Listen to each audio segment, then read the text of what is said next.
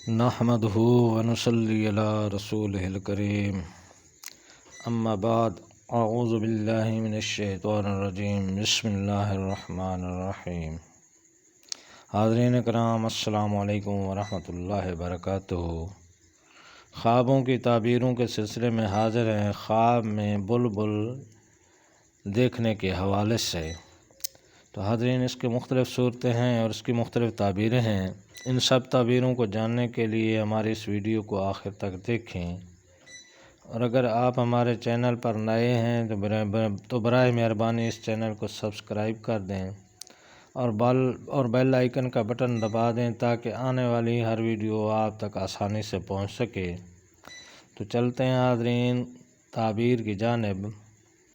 حضرت امام ابن سیرین رحمۃ اللہ علیہ فرماتے ہیں کہ خواب میں اگر کوئی شخص بلبل دیکھے تو اس سے مراد فرزند خوش آواز اور خوش سخن ہوتا ہے، یعنی کہ اللہ تعالیٰ اسے خوش آواز اور خوش سخن فرزند عطا فرمائے گا، لیکن وہ کچھ ضعیف الاحوال سا ہو اور صاحب علم اور اہل ادب و دانش ہوئے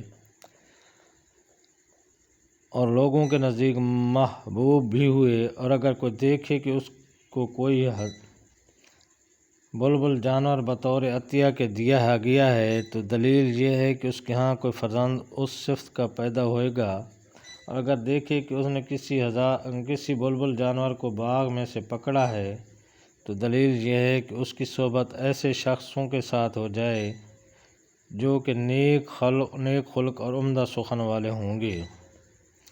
حضرت ابراہیم کرمانی رحمۃ اللہ علیہ نے فرمایا ہے کہ خواب میں بلبل یا مینا خواب میں دیکھنا کوئی عورت خوش آواز بھی ہوا کرتی ہے، اور اگر کوئی دیکھے کہ اس نے بلبل کو خریدا تو دلیل یہ ہے کہ وہ کوئی کنیز اس کی مر جائے یا بھاگ جائے۔